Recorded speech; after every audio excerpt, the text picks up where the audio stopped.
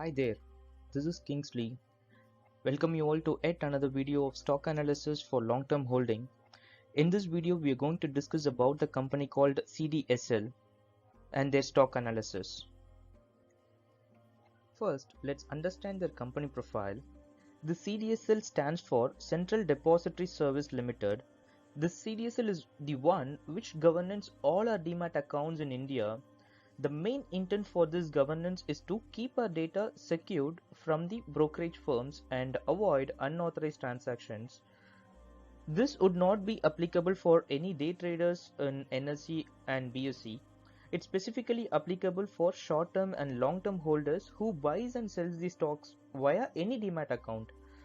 We typically used to get a notification, right, to provide a CDSL TPIN for all buying and selling transactions to ensure that we are doing an authorized transactions. CDSL becomes the first depository firm to open the 3 crore active demat accounts. Apart from that, this company holds the securities in the electronic forms and do the transactions through online. Some of the securities they are holding are equities, debentures and bonds, exchange traded funds like ETFs, units of mutual funds, certificates of deposits, and commercial papers, government securities and treasury bills, etc. like that. And this firm came into IPO in June 2017. Its total account holders are close to 3 crores. Its equity account holders transactions are more than 15,000 plus are there, and their government bonds and securities like certificates of deposits holders account transactions are around 18,000 plus are there, and their mutual fund units transactions are around 16,000 plus. This company is engaged with more than 500 brokerage firms. So this is just a short glimpse about the company profile. Let's quickly walk through their fundamental analysis in moneycontrol.com. The current market price is 806 rupees. Let's check their 52 peaks range. It's close to its 52 weeks high, which is 827 rupees. Let's check this SWOT analysis. So the view looks good here. It's having around 13 strength points, 4 weaknesses, 1 opportunities, and 2 threats. Let's quickly check their strengths. So it's reflecting company with high TTM EPS growth. This company is having trailing 12 months EPS growth is high Petrosky score with high returns on equity ROE and EPS growth. Let's check this ROE in the balance sheet, and it's new 52-week high, and the company with no debt. This is mainly for the investors. So this company is running with zero debts, which is a good news for us, because there is a difference between company with high debts, company with low debts, and company with no debt, right? So this company is one among the no debt company, which is which shows good sign to the investors. Increasing profits every quarter for the past 4 quarters. Company able to generate net cash, improving net cash flow for the last 2 years. Book value per share improving last 2 years, and company with zero promoter pledge. Foreign institutional investors and FPIs are increasing their shareholding. Stock gain more than 20% in 1 month. Yeah, this is another good news. Company with rising net profit margin quarterly as well as TTM basis, trailing 12-month basis. Strong momentum. This company is having a good price momentum here for short, medium, and long-term averages. Let's check the weakness. Having 4 weaknesses. Mutual funds decrease their shareholding in the last quarter, which is a negative sign here. Inefficient use of capital to generate profits. ROCE declining in the last 2 years. So we will check this. ROCE is another important thing which we need to look upon. Return on capital employed. Inefficient use of shareholder funds. ROE declining in last 2 years. So this is another negative sign here. So the ROE is also declining. inefficient use of assets to generate profit, ROA declining in last 2 years, which we need to look on. Opportunities, high recovery from 52 weeks low. Alright. Has two threads. Increasing trend in non-core income stock with high PE. PE is greater than 40, which we need to check before we invest. PE ratio shouldn't be greater than 40. Alright, let's check their MC Essentials. It's showing 77%. So anything above 70% is a decent company. 77% looks good. Company consistently making profits? Yes. Are earnings improving over years? No. So this company's earning is not improving over the years. This recent earnings show strength? Yes. Are profit margin stable? Yes. Company consistently making money for its shareholders? That's good. Yes. Company with low debt, all this are fine. Let's check their ownerships. This promoter holds adequate holding in the company? No. The promoter is not holding an adequate holding in this company. Company with low promoter pledge? Yes. Are institutions investing in the company? No. It's because the mutual funds decrease their investment, right? So that's the reason it's showing negative signal here. Others, if we check, no insiders sold stock in last 1 month? No. The stock have good price momentum? Absolutely yes. Its market capital is 8,431 crore. Its face value is 10 and trailing 12 months EPS is 16.96. Hectare PE is 49.69. Trailing 12 months PE is 47, which we need to look on before we invest. Book value per share is 73 rupees and its dividend yield is 0.43. So this company is not giving a good dividend here. So book value looks 73 rupees and its current market price looks 806 rupees, which is more than 10 times higher than the book value. And let's check their chart.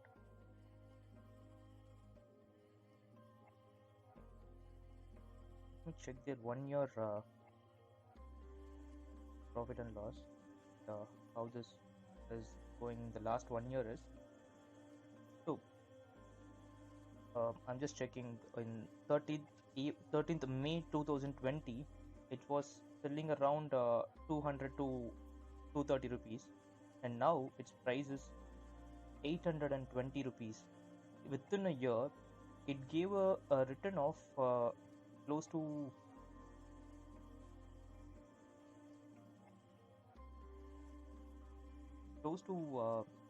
300% return.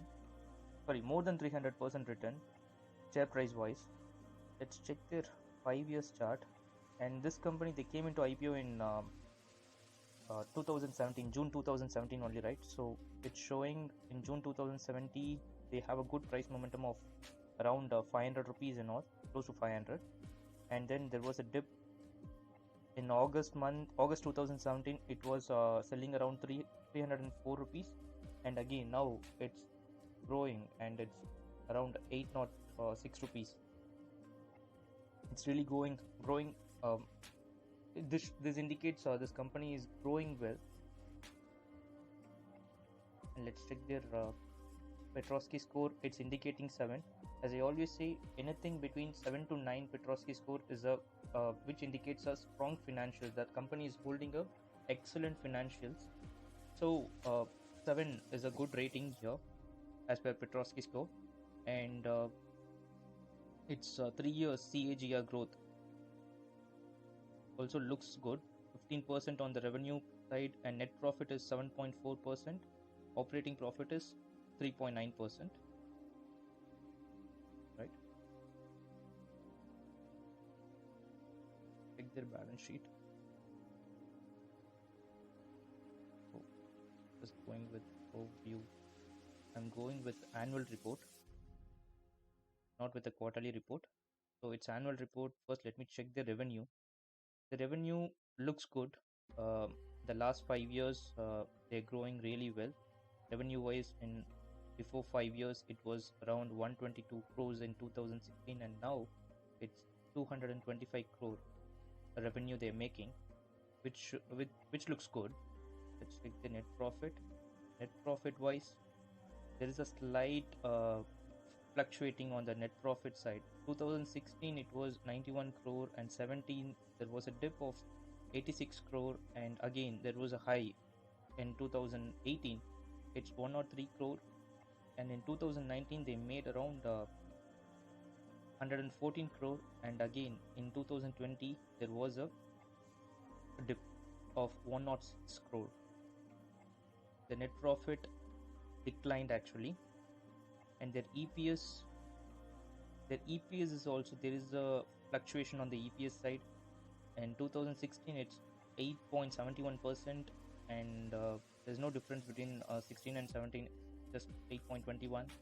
And in 2019 they gave a good EPS percentage of 10.86, but in 2020 there was a slight uh, decline on the EPS end, which is 10.16%.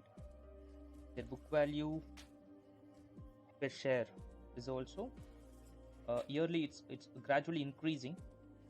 We could see a significant growth on the book value side. 47 rupees in 2016, and in 2018 it's 58 rupees, 2019 67, and in 2020 73 rupees. Good. And the return on equity, this is for the investors. So the return on equity is gradually declined. I would say in 2016 it gave a good, excellent return on equity, which is 18.98%, almost 19%. And in 2018, if we check, there was around close to 1% decline, which is 17.23. And again, there is a decline year on year. Comparing the other years, it keeps declining. 16.98%, and in 2020 it's 14.66%. And their debt to equity, this one I like it here, like it's zero. As I told earlier, this company is running with zero debt, so their debt to equity is zero. Looks good. Let's check their income statement. Let me go with annual report again. So their sales, uh, it's significantly improving over the last, comparing the other few years. Other incomes is also improving, and the total income is 284 crore comparing the other years. And the total expenditure is also increased 147 crore in 2020, and in March 2019 it was 97 crore. And their EBIT, earnings before interest and taxes, which is comparing the 2020 and 2019, there was a decrease on their earnings before interest and taxes, which was in 2019 it's 148 crore, and in 2020 it's 136 crore. And their interest is zero, their taxes is 29%. All right. And the net profit, so the net profit is also declined actually, comparing the last year, 2000, sorry, March 2019 it was 114 crore, and in 2020 it's 106 crore.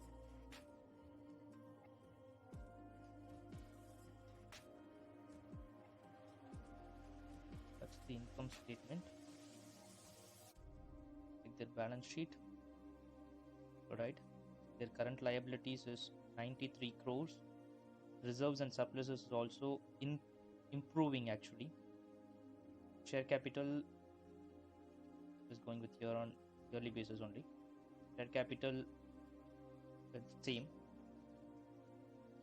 Reserves and surplus improved. Current liabilities improved. Increased. Their other liabilities is 45 crores. So the total liabilities is 863 crores, and their current assets is 483 crores in March 2020. Comparing March 2019, their current assets increased in March 2020, and their other assets 305 crores. The total assets is 863 crores. Looks good, and their contingent liabilities is declined. This is another good sign here. This is the reason their liabilities looks zero. If we check their contingent liabilities, in 2016 it was 25, and in 2017 it was 43, and 18 the same, and in 19 49, and in 2020 it just 7 crores. Looks really good. Their cash flow looks fine. Ratios. So the ratios, if we check basic EPS, there is a decline, actually slight decline on the EPS end comparing the 2019 and 2020, but the other years like 2016, 2018 and all, comparing the last 3 years, it's increased. Looks decent. The diluted EPS is also the same. Book value per share, as I told, there's a good improvement on the book value per share. The dividend is 3.5%. Looks okay. Face value is 10 rupees as always. So this is about the financials. Let's check their shareholdings. Promoters are holding 20% of this share, and FIIs 8.2%. DIIs, domestic institutional investors, are holding 33.94%, and public are holding 38.02%. Let's check their FIIs investments. So in March 2020 it was just 1.78%, but in March 2021 there is a good improvement. It's 8.2%, and December 2020, quarter on quarter, there was a good surge on the FII's investment here, 6.13%. DIIs gradually decreased their investment. In March 2020, it's 41.94%, and in December they reduced it to 5%, reduced here, 36.6%, and in March 2021 again they reduced their investment, 33.94%, which shows a negative sign here. Public looks almost same. So that's about it. I would say this company financial is really good, and the current market price looks higher. So we need to wait for the consolidation. When there is a dip happens, and if their market price reduced, I would suggest that is the right time to invest in this company, and we can hold this for a long term for sure. But we need to wait for the consolidation. Once it goes decline, we can buy it and hold it. So that's all. And one more thing is, I'm not a SEBI registered professional. Before you invest in any company, please do your own research. This is just my suggestion here. I see you all with another interesting video shortly. And if you want me to do analysis about any company, please leave a comment. I would be happy to do that analysis. Thanks for watching. This is Kingsley signing off.